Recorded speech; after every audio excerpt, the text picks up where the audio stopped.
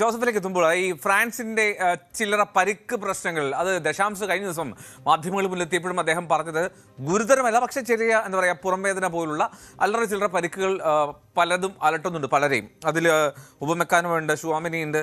അപ്പോൾ ഈ ഒരു സാഹചര്യം ഒരു നിർണായക നോക്കൌട്ട് മത്സരത്തിൽ, നോക്കൌട്ടല്ല ഡു ഓർ ഡൈ സിറ്റുവേഷനിൽ ഫ്രാൻസിന് ഏതെങ്കിലും വിധത്തിൽ അതിനൊരു ബാലൻസിങ് തെറ്റിക്കുമോ?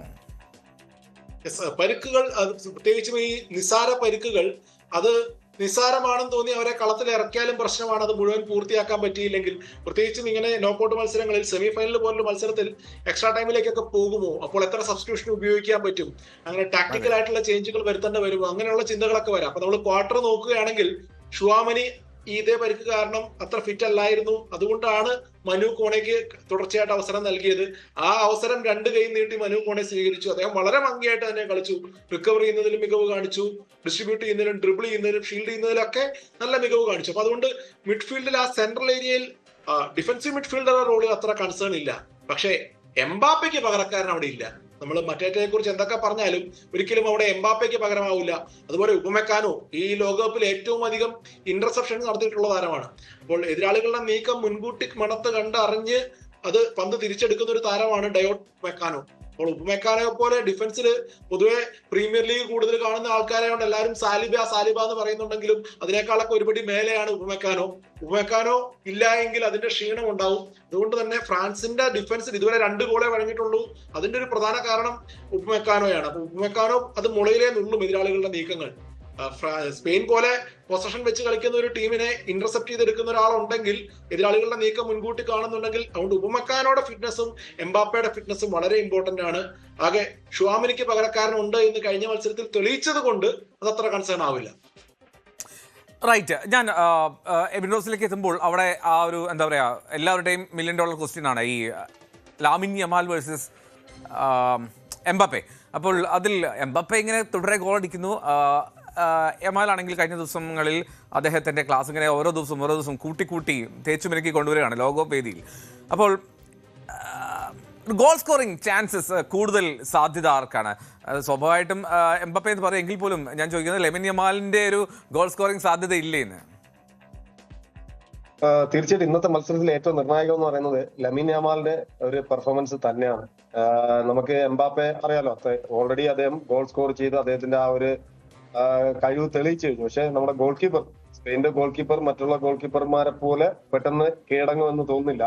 ഒപ്പം തന്നെ ഡിഫൻസും, ഞാൻ നേരത്തെ പറഞ്ഞ റോഡ്രി അടക്കമുള്ള ഡിഫൻസീവ് മിഡ്ഫീൽഡേഴ്സും എംബാപ്പയ്ക്ക് അത്രത്തോളം ഓപ്പർച്യൂണിറ്റി കൊടുക്കുമെന്നും നമ്മൾ കണ്ടറിയേണ്ടിയിരിക്കും. മറുവശത്ത് ലാമിൻ യമാൽ ഒരു നാച്ചുറൽ സ്കിൽഫുൾ പ്ലെയർ ആണ്. അദ്ദേഹത്തിന്റെ നമ്മൾ പറയുന്ന മറ്റൊരു മെസ്സി തന്നെയാണ്. എന്തൊക്കെ പറഞ്ഞു കഴിഞ്ഞാൽ കുറച്ചുകൂടി വേഗമുള്ള മെസ്സി എന്ന് വേണമെങ്കിൽ പറയാം. പക്ഷേ അദ്ദേഹത്തിന് ആ ഒരു എക്സ്പീരിയൻസിന്റെ കുറവ് കൊണ്ടോ സമ്മർദ്ദം കൊണ്ടോ അല്ലെങ്കിൽ നമ്മൾ പറഞ്ഞ ആദ്യ മത്സരങ്ങളിൽ അദ്ദേഹത്തിന് ഇഞ്ചുറി കൊണ്ട് പൂർണ്ണമായിട്ട് അദ്ദേഹത്തിന്റെ പെർഫോമൻസിൽ എത്താൻ സാധിച്ചില്ല. പക്ഷെ കഴിഞ്ഞ മത്സരത്തിലെ അദ്ദേഹത്തിന്റെ ട്രിബിളിംഗ് മികവ്, അദ്ദേഹം ഒരുപാട് ബോൾ മിസ്സാക്കിയെങ്കിലും അദ്ദേഹത്തിന്റെ ആ ഒരു ഏറ്റവും കൂടുതൽ ബോൾ ടച്ച് ചെയ്യുന്ന ഒരു കളിക്കാരനാണ്. ആ ഒരു ട്രിബിളിംഗ് മികവ് അയാൾ ഇംപ്രൂവ് ചെയ്തിട്ടുണ്ട് എന്നുള്ളത്, പ്രത്യേകിച്ച് രണ്ടുപേരും ഒരേ സൈഡിലെ വിങ്ങിൽ കളിക്കുകയാണെങ്കിൽ അതൊരു എംബാപ്പെ ലാമിൻ യമാൽ പോരാട്ടമായി മാറാനുള്ള വളരെയധികം സാധ്യതയുണ്ട്.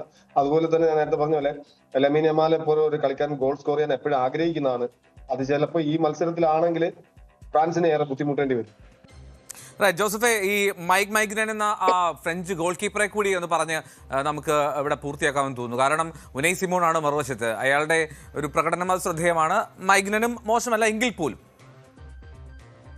മൈനോന്റെ ഒരു പ്രത്യേകത, അദ്ദേഹം നന്നായിട്ട് കാലുകൊണ്ട് പന്ത് കളിക്കും. നമ്മള് കളി തുടങ്ങേണ്ടത്, പൊസഷൻ വെച്ച് കളിക്കേണ്ടത് പുറകിൽ നിന്നാണെന്ന് പറയുന്ന, ഗോൾ കീപ്പറിൽ നിന്നാണെന്ന് പറയുന്നുണ്ടെങ്കിൽ അതിന് നല്ലൊരു ഉദാഹരണമാണ് ഫ്രാൻസ് ടീം. നമുക്കറിയാം കുറെ കാലം അവരുടെ നായകനും ക്യാപ്റ്റനുമായിരുന്ന ഗോൾ കീപ്പറുമായിരുന്ന ഹ്യൂഗോ ലോറിസ് അതിൽ വിദഗ്ധനായിരുന്നു. അപ്പൊ ഹ്യൂഗോ ലോറിസിന് പറ്റിയ ഒരു പിൻഗാമിയാണ് മൈനോൺ. അദ്ദേഹത്തിന്റെ അണ്ടർസ്റ്റഡി ആയിട്ട് കുറെ കാലം ഫ്രാൻസ് ടീമിൽ ഒരു അവസരം കിട്ടാൻ വേണ്ടി കാത്തിരുന്ന് അദ്ദേഹം വിരമിച്ചതിന് ശേഷമാണ് മൈനോൺ നമ്പർ 1 ആയത്.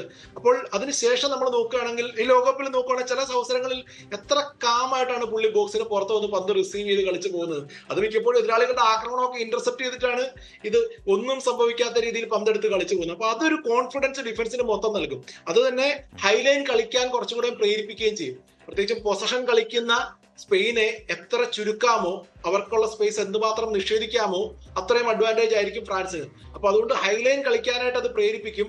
അവിടെയാണ് ഒരുപക്ഷെ ലമീൻ യമാലിനൊക്കെ അത്ര സ്പേസ് കിട്ടാൻ സാധ്യത ഡിഫൻസിന്റെ പുറകിൽ. അങ്ങനെ വരുമ്പോൾ മൈനോൺ ചാടി വീഴാനും സാധ്യതയുണ്ട്.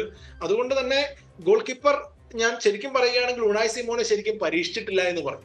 ഇതുവരെ 10 ഷോട്ട് മാത്രമേ അദ്ദേഹത്തിന് സേവ് ചെയ്യേണ്ടി വന്നിട്ടുള്ളൂ. അതിൽ 4 മാത്രമേ പെനാൽറ്റി ബോക്സിന്റെ ഉള്ളിൽ നിന്നും പോയിന്റ് ബ്ലാങ്ക് റേഞ്ചിൽ നിന്നും വന്നിട്ടുള്ളൂ.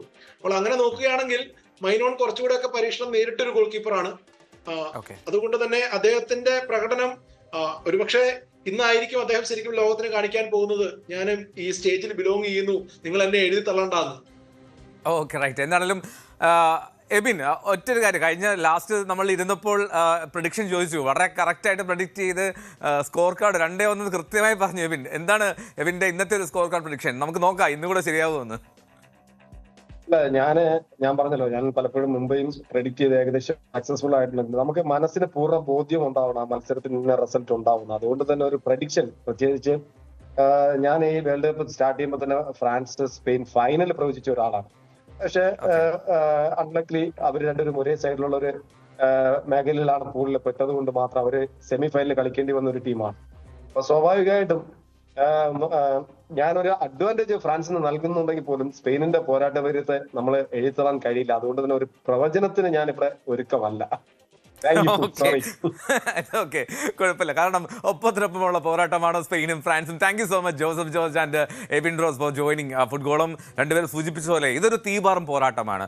ഫൈനലിന് മുമ്പുള്ള ഒരു ഫൈനലായിരിക്കും എന്നുള്ളതിൽ സംശയമില്ല. അത്രമാത്രം ഗംഭീരമായിട്ടുള്ള ഒരു പോരാട്ടത്തിനാണ് ഇന്ന് ഡാലസ് വേദിയാകാൻ പോകുന്നത്. കാത്തിരിക്കാം 12:30 വരെ ലോകകപ്പ് വേദിയിൽ ഫ്രാൻസും സ്പെയിനും ഏറ്റുമുട്ടുന്നത് കാണാനായി. Thank you once again Ebin Rose and Joseph George. ലോകകപ്പിന്റെ സെമി ഫൈനൽ മത്സരങ്ങൾ മുതൽ ഫൈനൽ വരെ ഉപയോഗിക്കുന്നത് ട്രയോണ്ട. നമുക്കറിയാം, അഡിഡാസിന് ട്രയോണ്ട പന്താണ് ഇതുവരെ. കഴിഞ്ഞ ലോകകപ്പുകളെ പോലെ തന്നെ മറ്റൊരു പന്താണ് ഇത്തവണ എത്തുന്നത്. അതിന്റെ പേര് ട്രയോണ്ട ഫൈനൽ എന്നാണ്. നിർമ്മാതാക്കൾ ആ പന്തിന് പേരിട്ടിരിക്കുന്നത് അങ്ങനെയാണ്. ലോകകിരീടത്തിന്റെ നിറമുള്ള പന്ത് കാണാൻ തന്നെ അഴകാണ്. സ്വർണ്ണ നിറത്തിലുള്ള പന്തുമായിട്ടായിരിക്കും ഇന്ന് താരങ്ങൾ കളിക്കാനിറങ്ങുക. കൂടുതൽ വാർത്തകൾക്ക് news 18 Keralam YouTube channel subscribe ചെയ്യുക.